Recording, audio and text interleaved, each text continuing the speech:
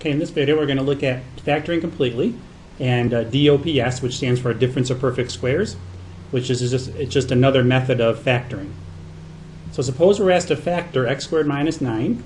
Note the special form is a difference of perfect squares. Okay, difference because we are subtracting, okay, because of the minus sign. And then perfect squares because x squared is a perfect square, because x times x gives you x squared. And 9 is a perfect square because the square root of 9 is 3, or 3 squared gives you 9. Okay, so that special form is called difference of perfect squares. Now, I sometimes refer to it as DOPS for short. Okay, so in ax squared plus bx plus c, we have a b value of 0. So if we have a quadratic function, or a quadratic expression, ax squared plus bx plus c, the b value is 0 because notice in x squared minus 9, there are 0 x's in the middle. Okay, so a is 1, b is 0, and c would be negative 9. Okay, so therefore, if we try to factor this, we can begin by x and x in our parentheses. And then we need to find two numbers whose product is negative 9, so they multiply to the last number, c, and they add, their sum is 0. So what two numbers multiply to negative 9 and add to 0? Well, that would be negative 3 and positive 3. Okay, so in its factored form, x squared minus 9 would be the quantity x plus 3 times x minus 3. Okay, and you can also write that as x minus 3 times x plus 3. Okay, you can write it either way. It doesn't matter which parentheses you put the minus and plus in. Okay, so part B, if we FOIL, or basically distribute the x plus 3 to the x minus 3 to check our answer from part A. So if we take x plus 3 times x minus 3 and we multiply that, we get x squared, and then x times negative 3 is minus 3x, and then plus 3x minus 9. Notice the middle two terms will cancel out, and we're left with x squared minus 9. Okay, so that checks. Okay, so remember, anytime that you factor an expression, you should be able to multiply it back out and get what you started with. Okay, so that in fact does give you x squared minus 9. Okay, so just some basic examples here. If we look at number 2, factor x squared minus 64. Well, we have a difference because we're subtracting. Perfect squares. Well, x times x is x squared. And the perfect square, 64, okay, that'll give us 8. Okay, so the square root of 64 is 8. Okay, so 64 is a perfect square. Okay, so our answer there will be x plus 8 times x minus 8. Okay, and once you get the hang of these are really fairly simple. I give you a little more tricky ones in these last couple. 4x squared minus 81. Well, here you look at what difference, which is good. Perfect squares.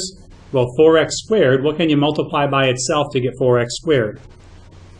Well, 2 times 2 is 4, and x times x is x squared. So if we do 2x to start the parentheses, 2x times 2x gives us the 4x squared. And then what multiplies to negative 81, that'll add to 0 in the middle. That'd be a plus 9 and minus 9. So 2x plus 9 times 2x minus 9. And just to show you, if we FOIL that back out, just to check, 2x times 2x is 4x squared. And then we have 2x times negative 9 is negative 18x. But then 9 times 2x is positive 18x. And then 9 times negative 9 is negative 81. So notice these cancel each other out, the negative 18x and positive 18x. And we're left with 4x squared minus 81. Okay, but our answer there is the factored form, 2x plus 9 times 2x minus 9. Okay, part C is even trickier. Here we look at the two terms, 9x squared y squared, and then 16z squared. We have a difference. Now, are they perfect squares? Well, can you multiply something by itself to get 9x squared y squared? If you look at the pieces individually, 9 would be 3 times 3, x squared will be x times x, and y squared will be y times y. So those parentheses would start off as 3xy. And then for the 16z squared, well, 4 times 4 is 16, and then z times z will be z squared. So we have a minus 4z and a plus 4z. Okay, so there's the factored form. Okay, then the last one, 25 minus 4x squared. Well, what multiplies to get 25 will be 5 times 5, so that'll start the parentheses. And then to get negative 4x squared, you'd have a negative 2x and positive 2x. So 5 minus 2x and 5 plus 2x will be your factors. Okay, a lot of people make the mistake there, and they always want to put the x's first, but you have to pay attention to the order that it's written in. Okay, the 25 comes first here, so you have 5 times 5 to start your parentheses. Okay, looking at number 3. Okay, now we're looking at solving equations by factoring. Okay, so if you look at x squared minus 1 equals 0, well, we have difference because we're subtracting. We have 2 perfect squares, x squared and 1. So the factored form there would be x plus 1, x minus 1 equal to 0. Now, if the direction just said to factor, we'd be done. Okay, there wouldn't be an equation there to solve. But when there's an equation to solve and the directions say solve, now we have to get x equals. So the x plus 1, that'll give us negative 1 as a solution. And the x minus 1 will give us positive 1. Okay, so there's your 2 solutions. Okay, if you take a minute and go through and do part B and C, again, this is solving by factoring now. Okay, and I'll put the answers up just for the sake of time. Okay, so if you want to pause the video and work on those, go ahead. And I'll put the answers up right now.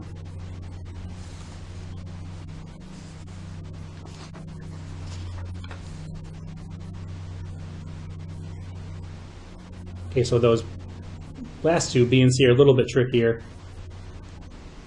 Okay, they're similar to like part B above here. Okay, so in part B, 2x minus 5, 2x plus 5 equals 0. You set each of those factors equal to 0 and solve them to get positive 5 halves and negative 5 halves. And then the other one, difference of perfect squares, will be 3x minus 4 and 3x plus 4.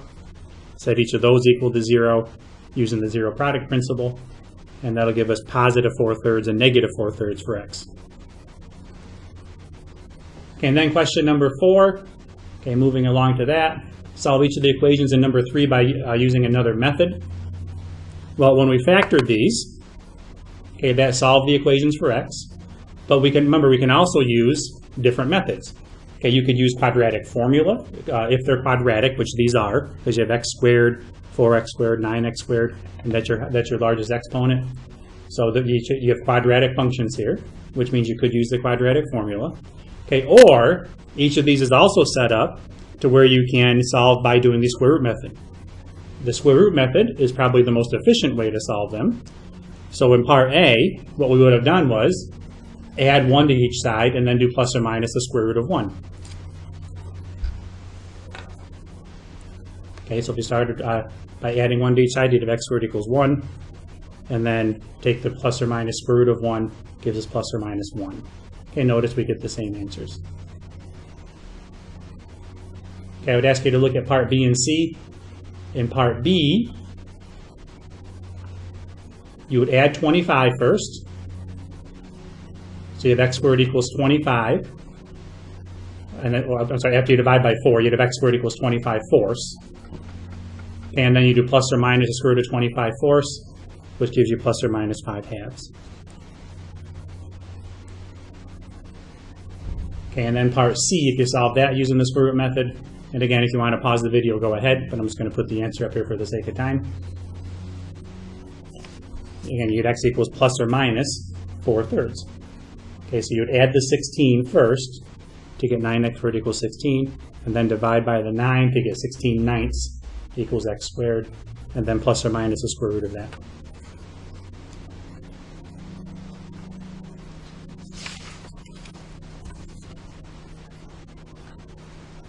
Okay, on the next page, okay, now we're going to look at more factoring. Okay, and be sure to pay attention to directions. Factor means that you stop once you make the parentheses, and solve means you get the numerical solutions for x. Sometimes a polynomial may be factored more than one time. Okay, this is called factoring completely. Now my assumption will be that if I ask you to factor an expression, that you will factor it as completely as possible, even if the directions don't say factor completely. Okay, you should always factor as completely as possible. Okay, so number 5, it says factor each polynomial completely. And again, factor means that we're going to stop once we make the parentheses. Okay, once we make the factors. So looking at x to the third minus x. Okay, what you should notice there is you've done several kinds of factoring now.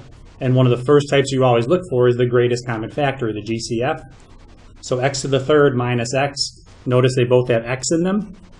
So you can pull out an x in front of parentheses. You'll be left with x squared minus 1. Well, x squared minus 1, we just got through doing those with the difference of perfect squares. So we'll bring down the first x, and then x squared minus 1, we'll factor x plus 1, x minus 1, and there's your factored form.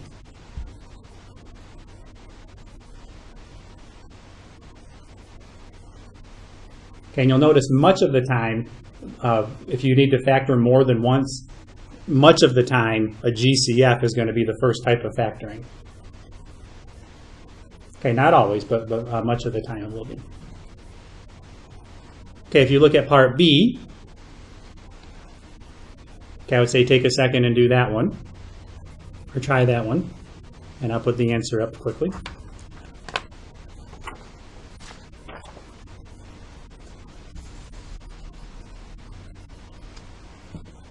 Okay, so in part B, you notice you can pull out a 2 first, and then the x squared minus 4x minus 5, that will factor again.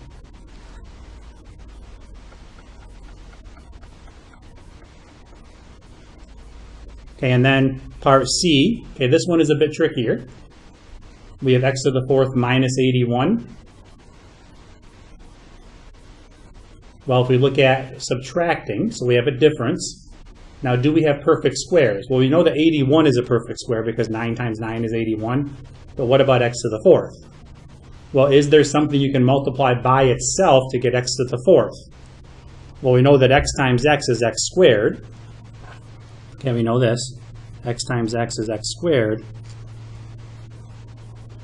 But how would you get x to the fourth? Well, if you multiply x squared times x squared, that'll give you x to the fourth. Remember that when you multiply like bases, you add the exponents. So with x times x, that's 1 plus 1 gives you 2. With x squared times x squared, 2 plus 2 gives you 4. Okay, so x to the fourth is a perfect square by using x squared. So that'll factor as difference of perfect squares as x squared plus 9 and x squared minus 9. Now, x squared minus 9 is another difference of perfect squares. X plus 3x minus 3. And then x squared plus 9. Okay, people miss this one a lot. That is not a difference of perfect squares because you're adding in between the x squared and the 9. Okay, so it's not a difference. So you can't say x plus 3x minus 3 again. It actually turns out where x squared plus 9 does not factor again. So your end answer here is x plus 3x minus 3 coming from the x squared minus 9. And then the x squared plus 9 you just bring down. Okay, so what I have circled there is your final factored form. Okay, and then part D. Okay, if you take a minute and try part D.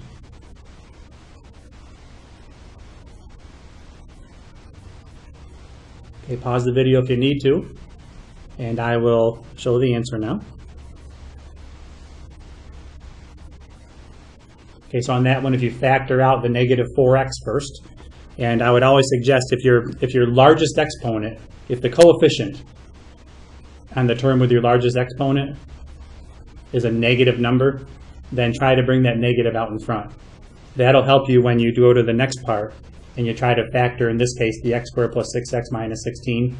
Okay, that'll help you factor that easier. You don't want to have a negative x squared term when you try to factor again, because that'll make finding your factors more difficult. Okay, so on this one, if you bring out the negative 4x as your common factor, make sure that you change the signs on everything inside the parentheses here. So the negative 4x to the third, when you bring out the negative 4x, we'll make that positive x squared. And negative 24x squared, that'll turn to positive 6x because you're multiplying it by negative 4x to make that negative 24x squared. And then the positive 64x will turn to negative 16. Okay, and then that's a pretty easy one to factor with x plus 8 and x minus 2. Okay, and bring out the negative 4x, keep that in the front. Okay, so that is factoring completely, or factoring more than once. Okay, and then the last part here is the same idea, except going one more step now of actually solving an equation. Okay, so this goes back to similar topics that we've done, except now you may be able to factor more than once before you solve it. Okay, so if you look at x to the third minus 4x, well, we can see that x to the third and 4x both have an x in them, so you can factor out an x, and you're left with x squared minus 4. And then that factors again. Keep the x in front, and then x squared minus 4, that factors as difference of perfect squares, x plus 2, x minus 2. Okay, so here we get three answers of 0, negative 2, and positive 2. Okay, so we see that x in front here gives you 0 for a solution, x plus 2 gives you negative 2 for a solution, and the x minus 2 gives you positive 2 for a solution. Okay, so I'm going to suggest just take a minute and try parts B and C, okay, where you factor them first and then use the zero product principle to find your solutions for x. Okay, and again, for the sake of time, you can pause the video, and I'm just going to show the answers here.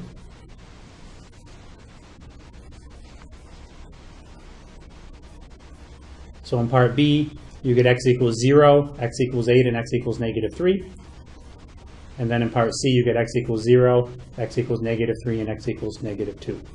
And you'll notice when there is a greatest common factor of an x that comes out in front, okay, 0 is going to be one of your solutions every time.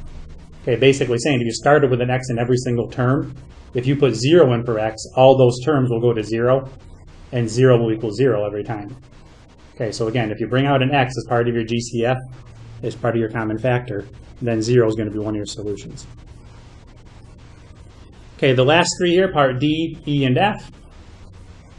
We have y to the fourth minus 16 equals 0. Okay, so if you try that one, I'm going to suggest you look at part C above here to help you with this one. Okay, and I'll put the solutions up there. Okay, again, pause the video and work on them. Okay, do your best, and I'll put the answers up. You'll notice in part F, you don't have it equal to 0 first, so my suggestion will be to subtract 40c squared and add 60c to each side. So you're dealing with this equation. 0 equals 5c to the third minus 40c squared plus 60c. Okay, and then factor that. Okay, so pause the video, and I will put the solutions up.